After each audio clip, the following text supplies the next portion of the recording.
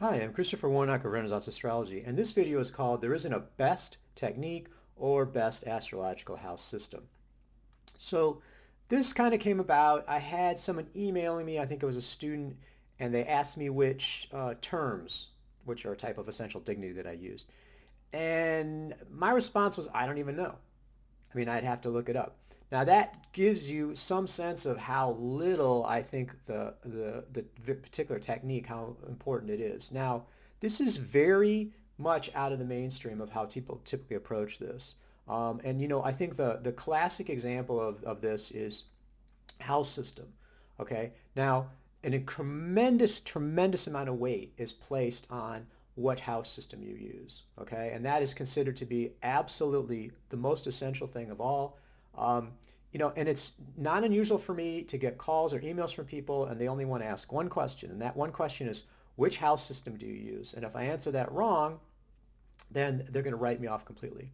So their decision as far as whether they're going to take a course, do a reading, even talismans, whatever they want to talk about, is 100% being determined by the specific house system because they know that a particular house system is the absolute best for all purposes, for everybody, for all time. Objectively speaking, there can be no argument about it.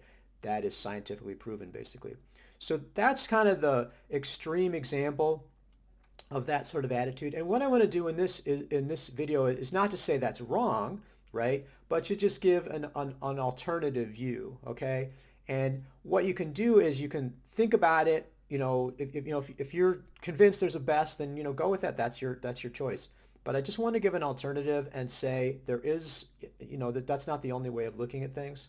And so, I think what this kind of resolves down to is it gives a real insight into people's views of how astrology works. Okay, and I think that's probably the most useful thing to come out of this because rather than kind of going along at the surface, we can go deep in this and we can see the underlying assumptions that are usually unconscious that have given rise to the why people have this particular attitude. So I guess what I would say about it is when you're looking at techniques, the general consensus seems to be that the techniques are super important, okay? Because essentially the chart is reading itself, okay? It's really a mechanical process, okay? And it's an objective process, okay? You definitely, so that would follow the fact that you could take AI, or you could just have a set of steps, 1, 2, 3, 4, 5, 6. If you follow the right steps in the right order, you'll automatically get the right answer. Everybody using that steps will get the same answer, and it's objectively true, okay? Really, you don't need to have a good astrologer or a bad astrologer, okay? Your choice of technique is going to determine that for you, okay? The technique, in a sense, does the reading itself. It's a sort of a scientific or a mechanical model of it. Okay, so that's the first step. The second is this view that there's astrology in general, okay? And so there's just astrology and every technique, no matter where it comes from, works independently, okay? It's sort of what I call like a Lego or a Tinker Toy model. Everything sort of fits together. You can just pick out of the box and just click everything together. It all works together because it's all mechanical. It all works itself. And if you have the right choice of, which techniques you put together, again, you're going to get the correct answer. So it's also possible, right, to determine which is objectively correct for everybody, okay? And it's easy to do because what works for me, okay, I do it once, it works. Obviously, that is the objective truth for all time, for all astrologers. And anyone that says differently is just plain out wrong because I've proven it. I did it one time or two or three or four times or whatever my anecdotal subjective evidence is, and that proves it for all time. And then what you do with that is you take it and you can argue about it. It's good. You can have an in-group, and I think that's part of the thing with, like, for example, whole sign houses. If you know about whole sign houses, then you're part of that in-group. And then anyone who doesn't know about it, they're on the out-group. They're wrong. You're right. It's all very satisfying from that sort of egoic standpoint. Good for arguments, good for tearing other people down, all that sort of fun stuff that you can do on social media.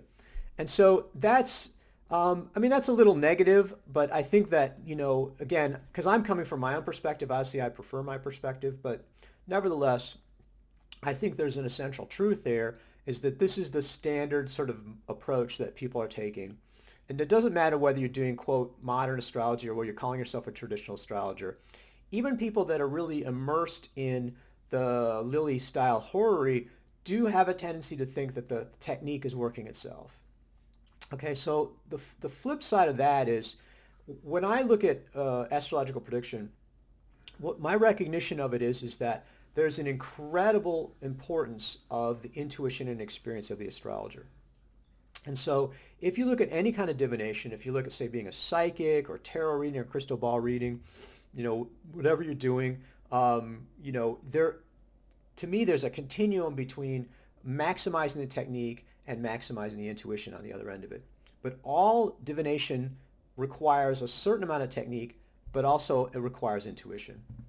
So if you look at something like tarot reading, there it's pretty much focused on the intuition of the diviner. Now, psychic ability, it can be 100%. I mean, they're picking up, someone's, clothing or something and getting vibe from it. But psychics, it's almost all intuition. On the other end of it would be, say, traditional astrology, medieval Renaissance astrology, heavily uses the technique, but nevertheless, you cannot put those techniques together and synthesize and get an accurate prediction without the astrologer doing it. And there's a Centiloquium, which is the 100 aphorisms that are attributed to Ptolemy. One of those aphorisms, the number one, actually says, you can basically, roughly translated, you can only get so far in technique. And in order really to get the correct answer, you have to be divinely inspired. You have to be an oracle. And so that's where that kind of combination of intuition, experience, and then inspiration comes into play. And so as a horary astrologer, I've probably done over 5,000 horary charts for clients. My sense of the process is that what I'm doing is, I'll go through the technique, okay? And actually we'll just sort of mechanically lay out the relevant factors according to the standard sort of horary approach. Then as I'm doing that, this chart starts to speak to me. The pieces start to fit together. It starts to be a pattern. And I can understand the underlying spiritual cycles that have given rise to the situation, okay? And that allows me to do the prediction. So it is absolutely vital for the astrologer's intuition and experience to mesh with the techniques that they're using. And so the other insight that I have is that when you look at any school, to me it's not just a trash heap of these individual techniques that all work independently, but it's like a language. And if you think of words and phrases and letters and things like that, they only work in combination with each other. They only work within a language. And you can't just take something out of context. It always has to be within context of that language and that communication and that whole system that's worked together. So the techniques of any particular school have developed together and work together as part of that school.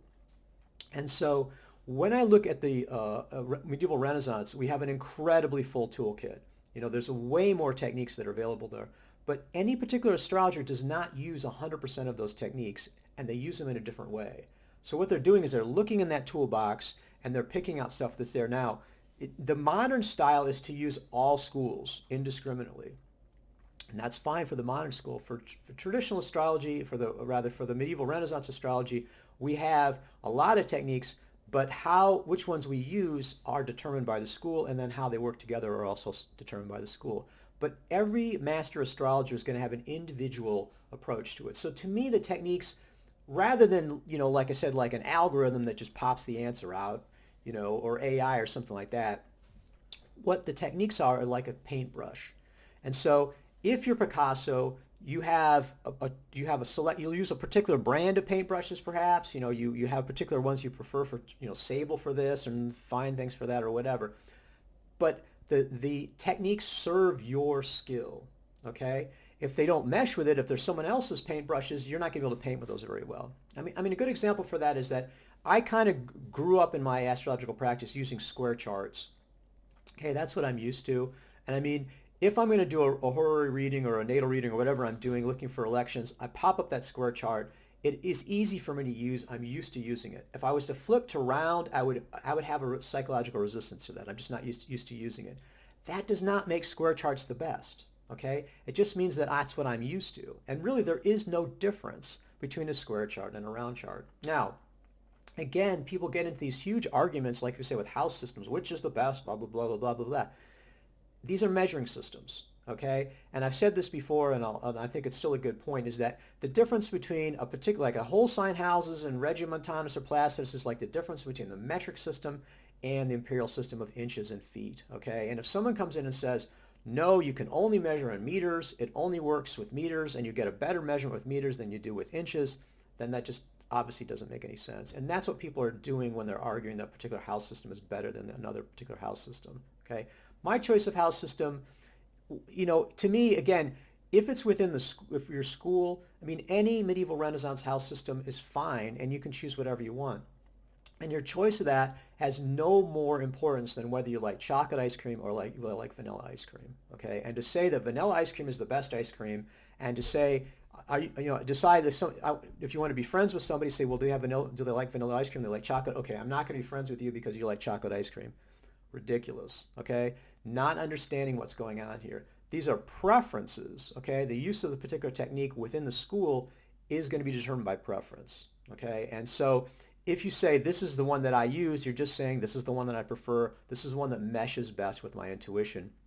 This is the one that I have chosen to work with that. Now, if someone else has a different preference, like I said, if someone else likes chocolate ice cream, it makes no sense whatsoever to just reject them and reject their work and to condemn them based purely on preference. So again, I think it's something that we're kind of using this pseudo-scientific approach, and one of the funny things about science is that they claim to have the absolute true answer to every question, but that answer keeps changing. It's like cholesterol. Is it good for you? It's bad for you. It's good for you. It's bad for you. Some cholesterol. I mean, they're constantly revising. A new study says, and they just change it around all the time. But they still have this faith, and that's what it is faith, that they have the right answer. Except, again, as we can see, it's in constant flux. And so what I would say about it is that trying to find the best, and thinking this is objectively true and that everyone has to conform to it, I think is misunderstanding the circumstance and misunderstanding what actually is done in how we actually do astrological prediction or astrological analysis, for elections or whatever you're looking at.